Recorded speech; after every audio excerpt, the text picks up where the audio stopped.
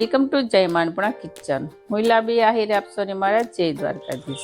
તો આજે હું તમારી સાથે શેર કરીશ ઘઉં સાળવાની સાણીમાં બનાવવા વાટીદાળના ખમણ. તો આ વાટીદાળના ખમણ આપણે એકદમ યુનિક રીતે બનાવવાના છે અને ટેસ્ટીફુલ બનાવવાના છે. તો આ ખમણ બનાવવામાં આપણે એવી રીતે અપનાવવાની છે કે આજ પહેલાં તમે આ રીતે ક્યારેય નહીં બનાવ્યા હોય ખમણ. તો 250 ચણાની દાળમાંથી કિલો જેટલા ખમણ બની અને તૈયાર થાય છે. તો ચાલો હવે આપણે જોઈ લઈશું ખમણ બનાવવાની રીત. તો ખમણ બનાવવા માટે અહીંયા 1 કપ ચણાની દાળ લીધી છે, કપ ફૂલ ભરેલો છે. તેને આપણે એક બાઉલમાં એડ કરી દઈશું. તો હવે આ ચણાની દાળને આપણે વોશ કરી અને 5 થી 6 કલાક સુધી પલાળી દેવાની છે.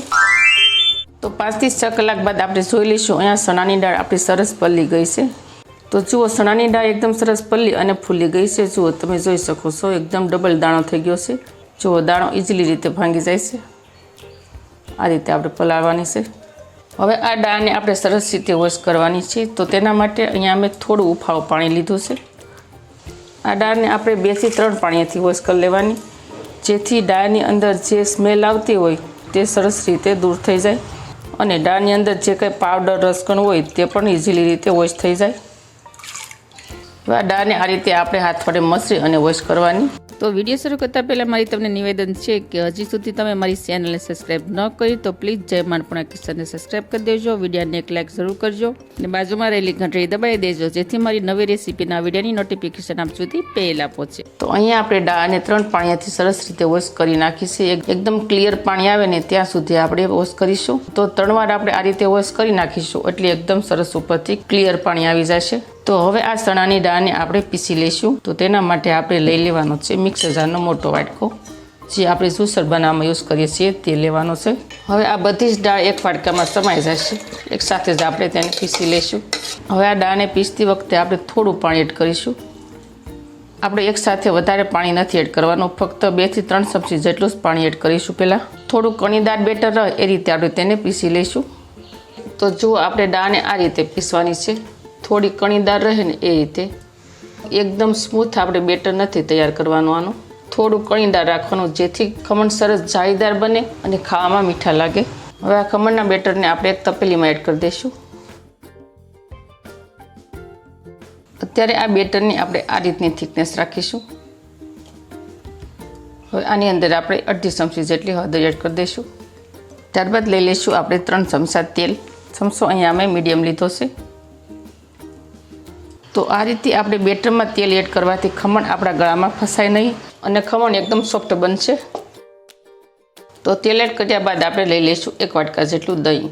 દહીં એડ કરવાથી ખમણ થોડા ખાટા મીઠા થાય છે. જો આપણે બહારથી ખમણ લાવીએ છીએ તે લોકો લીંબુના ફૂલ યુઝ કરતા હોઈએ છીએ, તેથી આપણા શરીરમાં નુકસાન થાય છે. પણ જો આપણે ઘરે એકદમ શુદ્ધતાથી ખમણ બનાવીએ ને તો આપણને નુકસાન નથી થતું અને આપણે બીમાર નથી પડતા.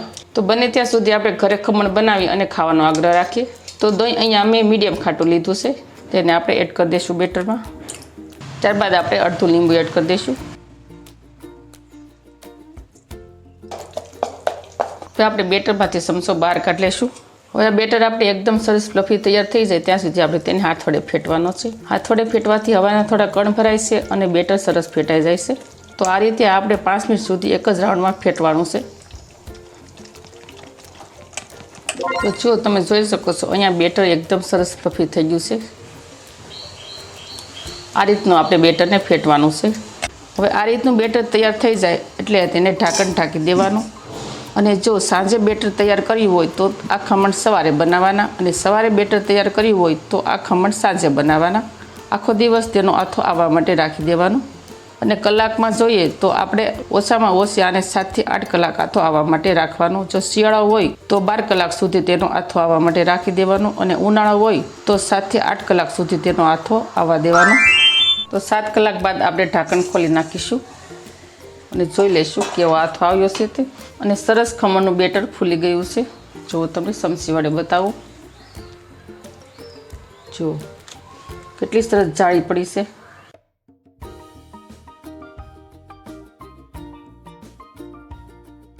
હવે આ બેટરને આપણે થોડું હલાવી લઈશું.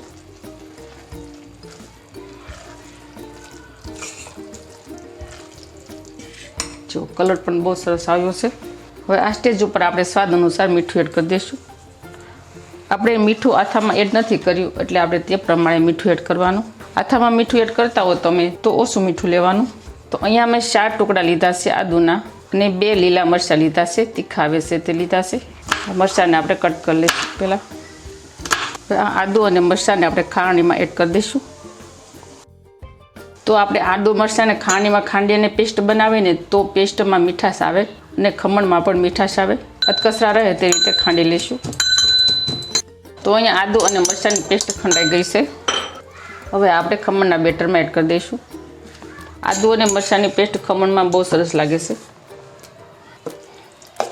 5 ચમચી જેટલી આપણે હિંગ લઈ લઈશું, પસવામાં સરળ પડે. સ્વાદને બેલેન્સ કરવા માટે આપણે 1 ચમચી જેટલી ખાંડ ઉમેરીશું. તો બેટરની અંદર ખાંડ એડ કરવાથી ખમણ ખાવામાં મીઠા લાગે અને ટેસ્ટી ફૂલ લાગે છે. તો હવે આપણે ખમણને ફૂલાવા માટે લઈ લઈશું ટાટાનો સોડા ખાર.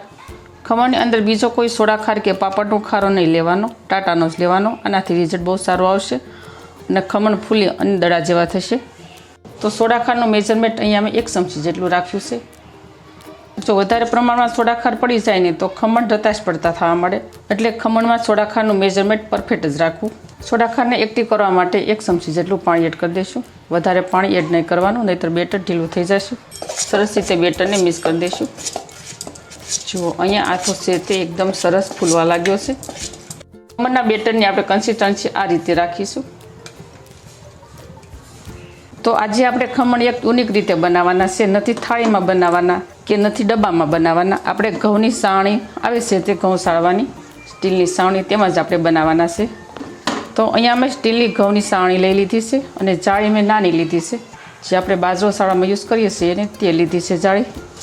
અને સિલ્વર પેપર લીધું છે, તેને છાવણીના માપનું કટ કરી નાખ્યું છે ગોળ રાઉન્ડમાં. તેને આપણે સાવણીમાં રાખી દઈશું. કિનારેથી સરખું કરી દેવાનું. આ રીતે ઓઇલ ગ્રીસ કરી લઈશું. હવે ખમણનું બેટર આપણે સાવણીમાં એડ કરી દઈશું. તો હવે આપણે જઈશું ગેસ તરફ. તો અહીંયા મેં તપેલીમાં પાણી રાખ્યું છે. પાણી સરસ ગરમ થઈ ગયું છે અને કાંઠો રાખી દીધો છે સ્ટીલનો. તો હવે આપણે ખમણના બેટરવાળી સાણી ઉપર રાખી દઈશું. ને કોઈ પણ આ રીતના કપડા વડે થાળીને ફોલ્ડ કરી દેવાની, એટલે જે વરાળ ઉપરથી આવે તે થાળીના ઉપર ન જાય. અને જો વરાળ ઉપર જાય એટલે ઢોકળા છે તે ઉપરથી પાણી જવા લાગવા મળે. એટલે જો આ રીતે તમે કપડાથી ફોલ્ડ કરી દો ને થાળીને તો વરાળ ન જાય અંદર. તો હવે આપણે તપેલાની ઉપર ઢાંકણ ઢાંકી દઈશું.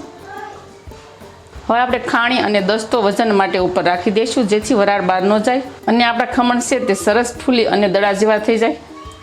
હવે આ ખમણને આપણે 20 મિનિટ સુધી મીડિયમ ગેસની આંચ ઉપર કૂક થવા માટે રાખી દઈશું. તો 20 મિનિટ થઈ ગઈ છે. હવે આપણે 20 મિનિટ બાદ ઢાંકણ ખોલી અને જોઈ લઈશું. જો સરસ ઢોકળા થઈ ગયા છે તૈયાર. જો ફૂલ્યા છે ને સરસ મજાના. તો જો અહીંયા સરસ મજાના જાળીદાર ખમણ બની અને થઈ ગયા છે તૈયાર. જુઓ કેટલી સરસ જાળી પડી છે. જુઓ તમને ઉપર જ જાળી દેખાશે. તો ખમણને થાળીમાં લઈ લીધા છે. હવે આપણે તેને કટ કરી લઈશું ચરી વડે.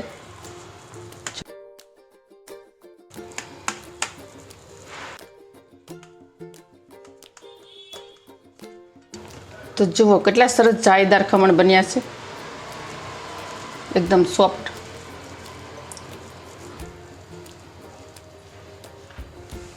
તો હવે આપણે ખમણ સાથે ખાવાની ગ્રીન ચટણી તૈયાર કરી લઈશું. તેના માટે આપણે થોડો ખમણનો ભૂકો એડ કરી દઈશું. થોડા દાંડે હોતા લીલા ધાણા એડ કરી દઈશું. 7 ટુકડા આદુના એડ કરી દઈશું. 2 લીલા મરચાં એડ કરી દઈશું. 1 ચમચી ખાંડ એડ કરી દઈશું. અડધી ચમચી મીઠું એડ કરી દઈશું. થોડું લીંબુ એડ કરી દઈશું ખટાશ માટે. કલર જળવા રહે તે માટે થોડા બરફના ટુકડા એડ કરી દઈશું. થોડું પાણી એડ કરી દઈશું. આ ચટણીને આપણે સરસ રીતે ગ્રાઇન્ડ કરી લઈશું. તો અહીંયા ખમણ સાથે ખાવાની સરસ ગ્રીન ચટણી થઈ ગઈ છે તૈયાર.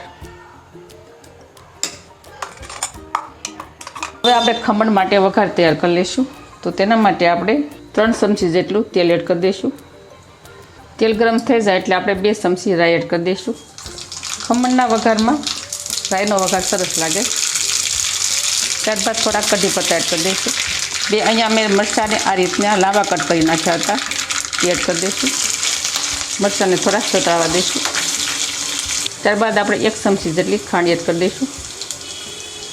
થોડું પાણી એડ કરી દઈશું. તો ખાંડ ઓગળી જાય ત્યાં સુધી આપણે તેને ગરમ થવા દઈશું. તો ખાંડ સરસ ઓગળી ગઈ છે. હવે આપણે આ બધો જ વઘાર ખમણમાં એડ કરી દઈશું, આ રીતે થોડું થોડું કરીને. ઉપરથી થોડા લીલા ધાણા સ્પ્રિંકલ કરી લઈશું.